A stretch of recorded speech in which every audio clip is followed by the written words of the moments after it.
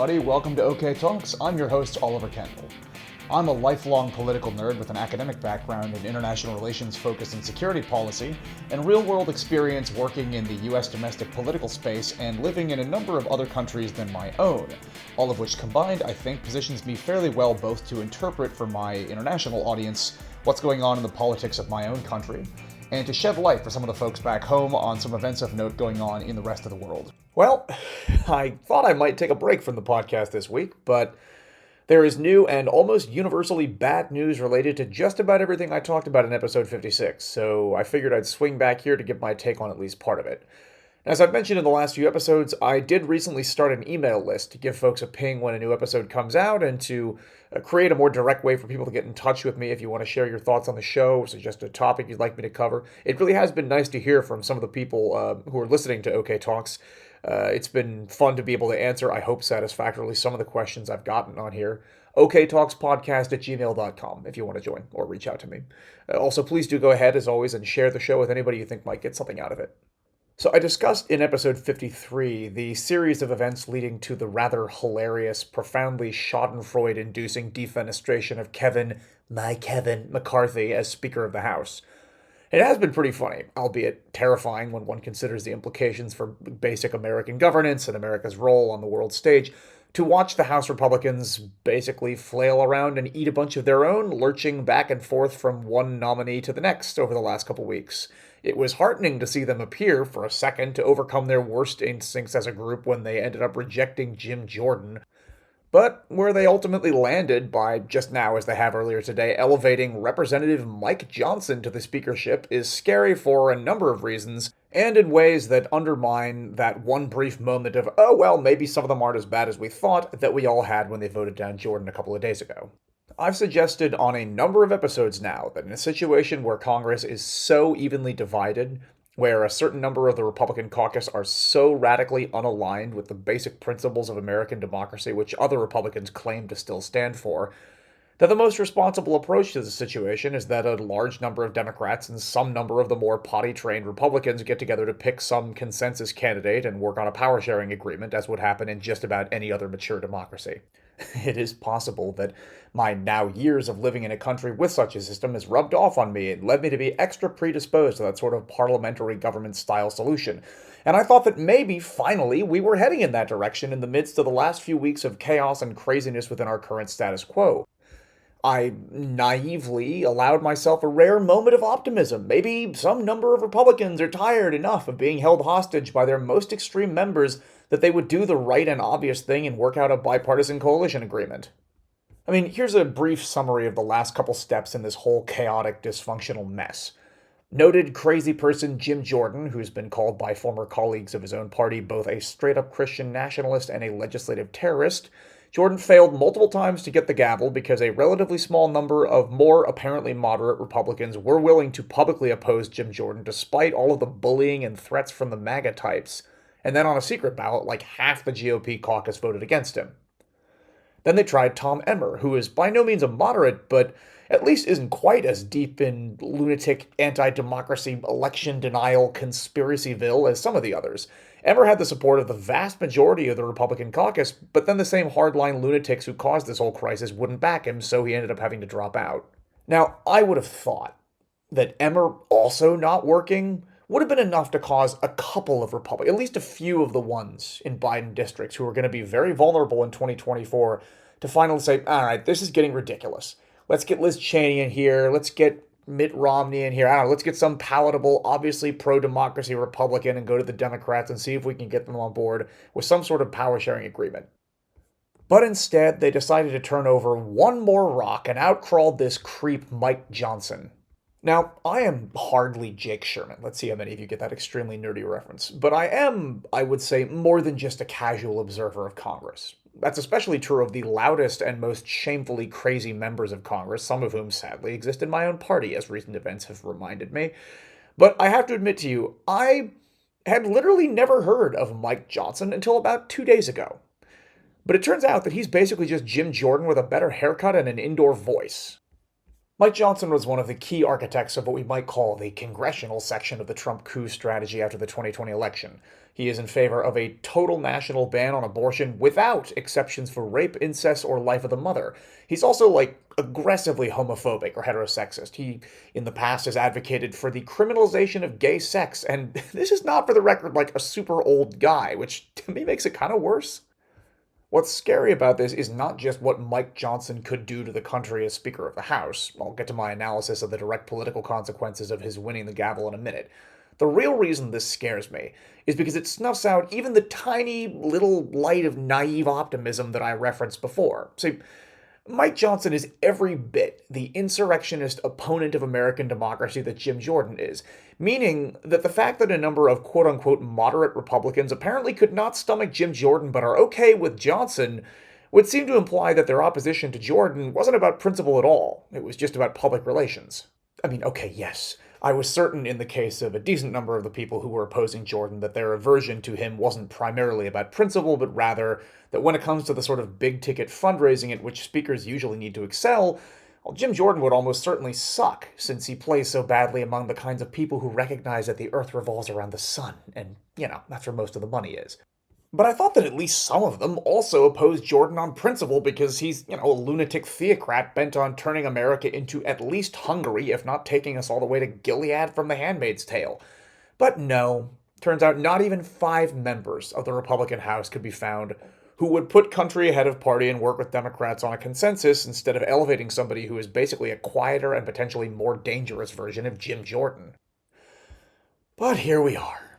3 weeks in which one of America's 3 branches of government was effectively closed for business, at a time when we're like T-minus 20 days till the next potential government shutdown and a major war may be about to break out in the Middle East as a result of an almost unbelievably barbaric terrorist slaughter of the civilians of America's closest ally in the region. 3 weeks consumed by ridiculous dysfunction, showing yet again that the American Republican Party is not organized enough to administer a street fair, much less the single most powerful and important government in the world, particularly at a time of crisis. 3 weeks of nonsense, and this is what America got. Basically, we traded a soulless hack who would do almost anything that the extreme right and Donald Trump told him to for a true believer, right-wing extremist crazy person who may or may not have any better luck than Kevin McCarthy did convincing his slim majority to follow him in lockstep.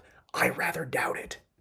Now, there will almost certainly be an attempt to frame Johnson becoming the speaker as some sort of tactical error on the part of the Democrats, and especially the Democratic leader in the House, Hakeem Jeffries, given the notion that the trade I outlined above is a bad one.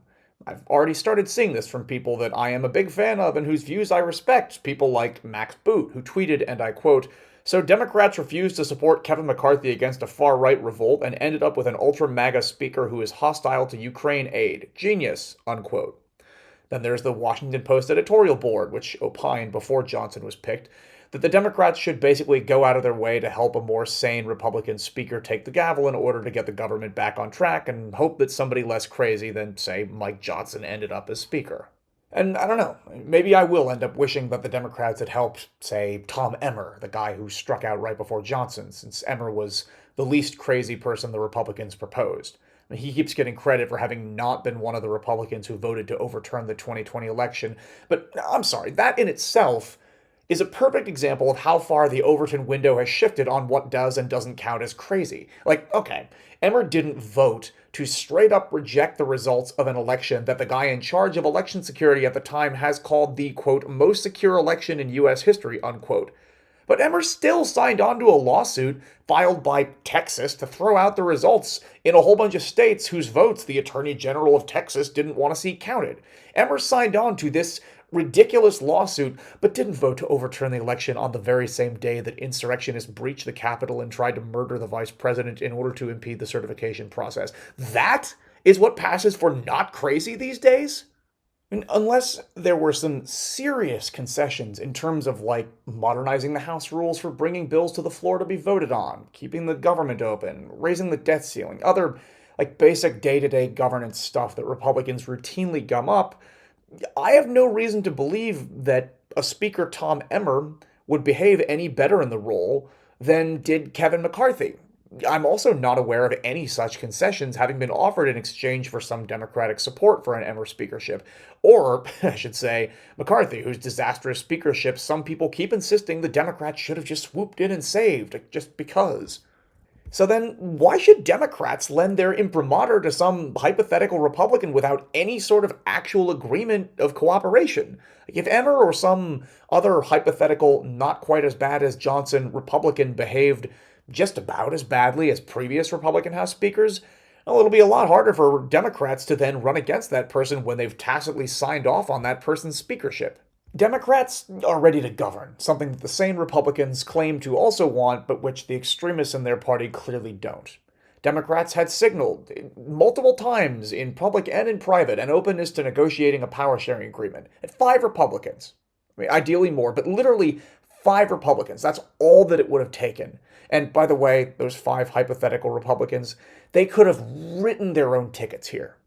The Democrats surely would have made them chairs of whatever committee they asked for. Probably would have promised to not make a serious run against them in the next election.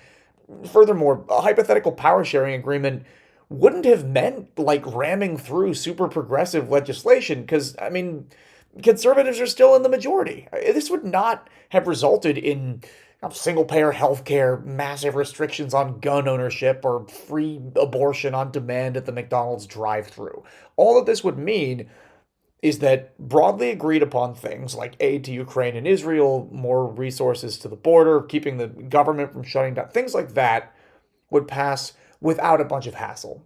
But instead, Speaker Mike Johnson is now likely to block a bunch of those priorities, which a decent number of moderate Republicans strongly support.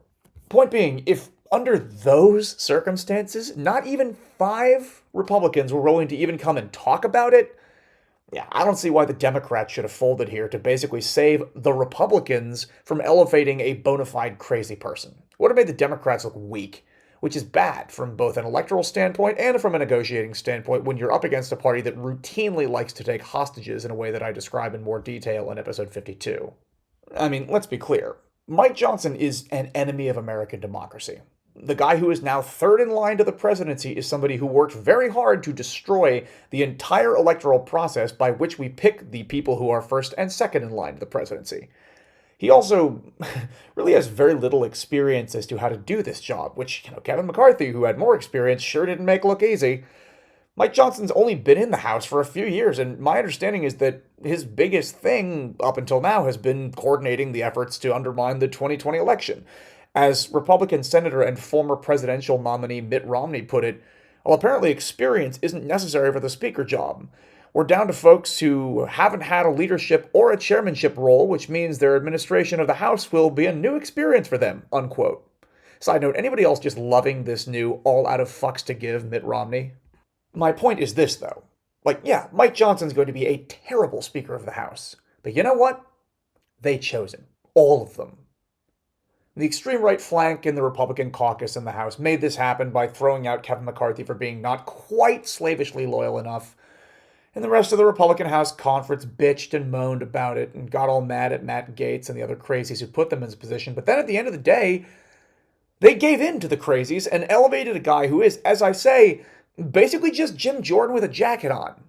And the Republicans barely hold the House. They have a majority that you can literally count on one hand. Meanwhile, almost 20 of them represent districts where Biden beat Trump in the 2020 election, and every single one of those people whose re-election depends on them working desperately to prove that they are not crazy or dramatically out of step with mainstream American values, every one of them just came out and voted for a guy who believes that gay sex should be illegal, as should abortion in all cases, and also elections maybe shouldn't be how we choose leaders in this country. Boy, I sure hope none of those people bought anything too nice for their offices, because I assume that the Democrats are going to spend the next year trying to tie every single one of them to every fuck-up or otherwise crazy thing Mike Johnson does. Now, I may not be that worried about the political implications of this new crazy person being the speaker, but unlike many in the Republican Party, it would appear, I do care rather a lot about the basic functioning of the American government and the U.S.'s standing in the world. So, yeah, from that standpoint, I'm really worried about this. But I mean, Kevin McCarthy was also terrible. And that being said, though, he probably had a bit more leeway with and loyalty from the more moderate members of the GOP caucus. Mike Johnson, he's only been there a few years. He didn't become Speaker because of his deep knowledge of his caucus, influence with his colleagues, and goodwill. He became Speaker because the GOP caucus has already chewed up and spit out like 5 others, and the relative moderates just got tired and folded. But I don't think that the less crazy Republicans have a whole ton of enthusiasm or loyalty for their new Speaker. All of which is to say, when the Senate passes a bipartisan bill to, for example, keep the government up and running at mutually agreed levels, or send aid to Ukraine and Israel, which solid bipartisan majorities in the House support, my guess is that if Mike Johnson insists on sticking to the Republicans' quote-unquote Hastert rule, named for former Speaker and convicted pedophile Benny Hastert. The Hastert rule, for anybody who doesn't know, is a ridiculous and entirely made-up rule that a Republican Speaker shouldn't even allow the House to vote on a bill unless that bill has the support of a majority of the Republican members of the conference. In practical terms, that is to say, if Johnson stands in the way of things that a lot of people want done, including people in his own party, my guess is that those bills will end up being voted on via discharge petitions, which are basically a mechanism by which an absolute majority of the House can force a floor vote on a bill. Now, they're not super common, but as I say, a lot of Republicans don't want to abandon America's allies or wantonly shut down the government at a time of crisis. So I'm guessing that some of them at least will sign on to discharge petitions to get must-pass legislation around Speaker Mike Johnson. But hey, maybe I'm just being naively optimistic again. Wouldn't be the first time. In any case, that's it for this episode of OK Talks. There have been a ton of developments out of the Middle East that I wanted to talk about this week, but it's way past my bedtime, so I think I'll save the next updates from there for another episode. If you're liking the show and want to make sure not to miss the next episode, hit subscribe or follow wherever you get your podcasts, or shoot me an email at oktalkspodcast@gmail.com to be added to the email list. If you really want to do me a solid, please do go ahead and share the show with anybody you think might enjoy it. Thanks to anybody who has, thanks in advance to anyone who will, thanks as always to Nate Wright for having designed the podcast artwork, and to everyone else for listening.